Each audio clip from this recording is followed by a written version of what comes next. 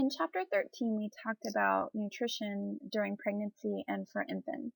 And chapter 14 continues this discussion. So we're going to continue through the lifespan and focus on nutrition for the child, the teen, and the older adult.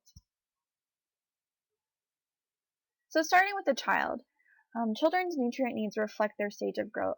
And there are a lot of rapid changes going on during the second year of life. There are dietary changes going on, so the child is transitioning from mostly infant foods or breast milk and formula to mostly modified adult foods, so they can consume more of the foods that they're going to eat throughout the rest of their life, just more modified versions. They're also growing very rapidly. Their body composition is changing a lot during this time as well. So their body composition, the amount of body water is increasing, protein is increasing in their body, the amount of fat is decreasing. They're accumulating more body mass or more weight in general. Their bone densities continue to increase. And then they are also increasing their lean muscle tissue or their lean mass as fat mass decreases. So with all these changes going on, it's important to feed this healthy child so that they can grow. So during around the first year of life or around the first birthday, the child's appetite really starts to decrease.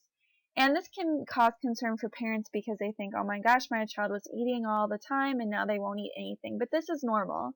And as long as a wide variety of foods are offered, specifically healthy foods are offered at regular meal intervals, snack intervals, then the child is going to get all the nutrients and they're going to consume the amount of food that they need. What's really cool about children is that they actually are better at self-regulating their appetite or what they consume as compared to humans or compared to adults. Whereas if we see something on our plate, we tend to finish it all. And a child, if they're not hungry, they won't eat. During this time, it is important to regulate treats that are high in sugar, saturated fat, and total calories or total energy. You don't want these foods to displace more healthy foods, and high consumption of these treats can lead to obesity. Through childhood, energy needs vary widely. They really depend on growth and physical activity, so how much is the child growing? Remember, there is a lot of rapid growth going on, and if a child is growing more rapidly, more energy is needed. And just like in adults, the more physically active you are, the higher energy needs are as well. So if a child is pretty physically active, their needs are increased. Total number of calories needed increases with age, but it decreases per pound of body weight. So proportionally, less calories are needed per pound than during infancy, but the total number of calories increases. Vegan diets are fine for a child to follow, just like it's fine for an adult, but they should be followed with caution. So it will take special planning to make sure that the child is getting all the energy that they need. Because this is such a limited diet, the child may not be getting enough energy. So it's important to, focus more on some of those plant or protein sources and maybe some things that have a little bit more fat to make sure the child is getting plenty of energy needs. So what about nutrients during childhood? We've talked about all of these throughout the whole semester, but total protein needs increase. Again, as that lean body mass is continuing to increase, protein needs increase as well. And most children are getting plenty of protein in their diets already. Carbohydrate recommendations are based on the glucose use by the brain. So remember, glucose is the preferential energy source by the body and for the brain. Fiber intake is also important in children just as it is throughout the rest of the lifespan. But fiber intake should be adjusted for kids that are a little bit more picky and maybe don't consume as wide a variety of foods, because we don't want fiber to displace total energy, and we also don't want it to displace other nutrients that may be needed. Moderate amounts of helpful fats are needed, and saturated fats should be limited. So just like in adults, remember that plaque formation, or plaque development is occurring in everyone regardless, so we don't want to promote that even more by having a high saturated fat intake in children. The demand for vitamins and minerals also increases as the child grows, and most of these children are getting plenty, they're consuming plenty amounts of, except for vitamin D and iron. Those are the two that seem to cause the most concern in children. So we know vitamin D is important to maximize calcium absorption, and this helps to ensure normal, healthy bone growth. And we know as the child continues to grow, their bone density also increases. Iron deficiency is also very common in children, and it's very common not just in the US, but worldwide. Um, Iron deficiency is common for several reasons. It could be due to the switch from whole milk to unfortified milk.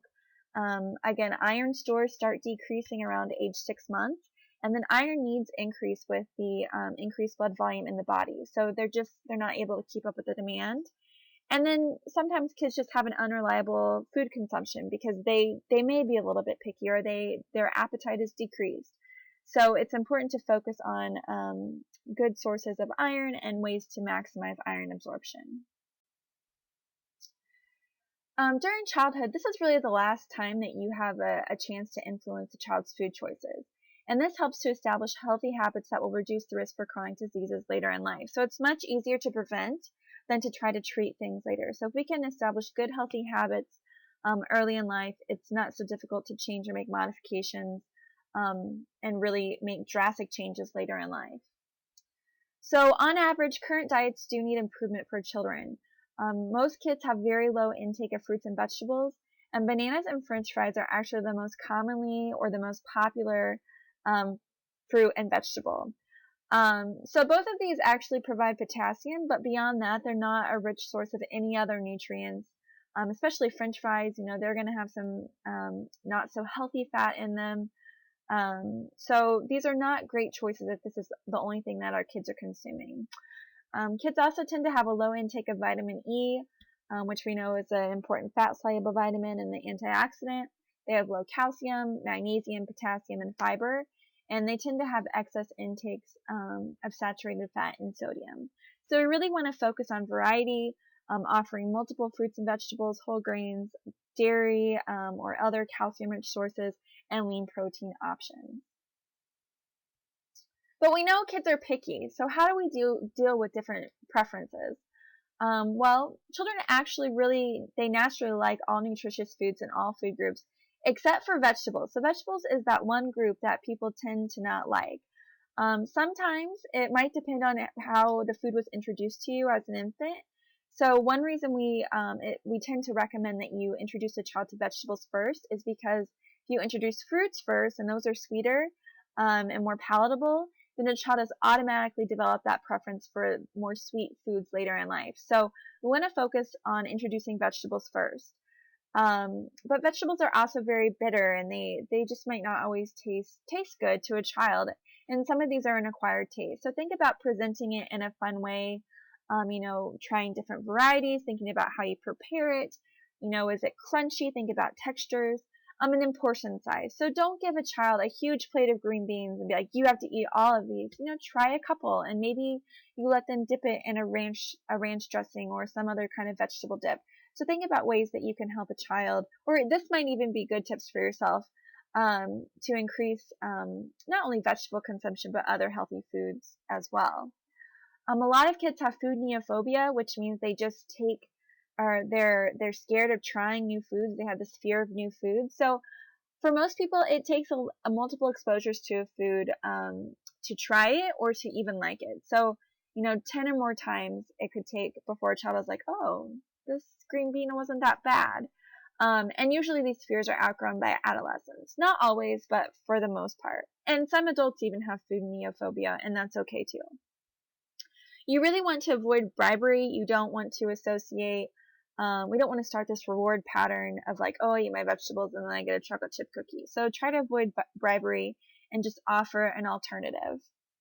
High calorie foods are okay once in a while, but still try to make them nutritious options. So maybe this is snack crackers, or a pudding that would provide calcium, or even ice cream that would provide calcium. And then steady diets of treats are concerning because these can lead to nutrient deficiencies. They would displace some of those other important vitamins and minerals that are needed, and then this can lead to obesity through excess consumption of added sugars, just calories in general, and probably saturated fat. So really focus on nutrient-dense foods that provide lots of vitamins and minerals and those energy-yielding nutrients. All right, so how do we deal with child preferences versus the parental authority?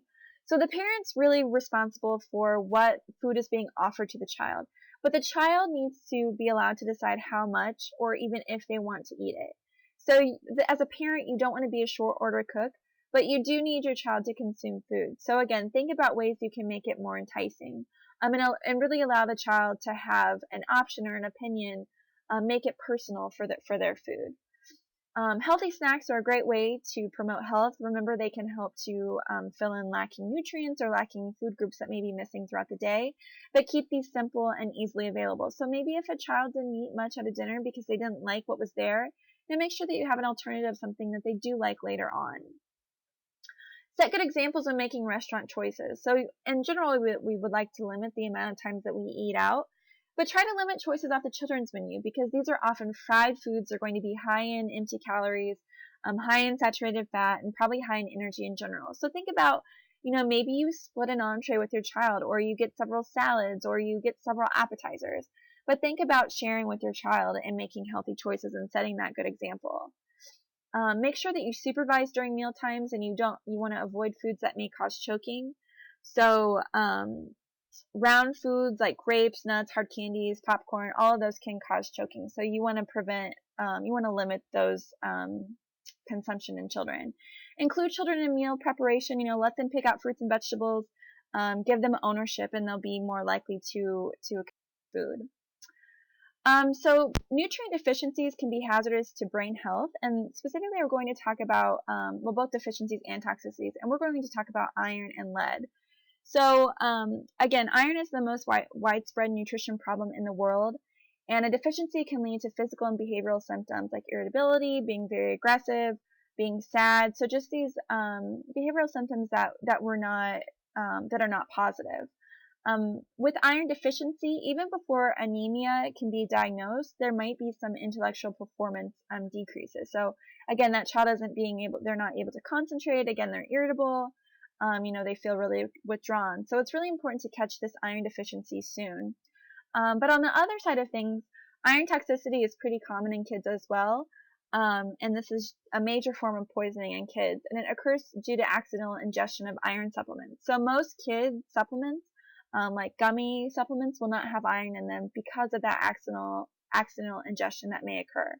So usually those vitamins taste pretty good, so you wouldn't want a child to eat a whole bunch of those and then basically be poisoned with iron.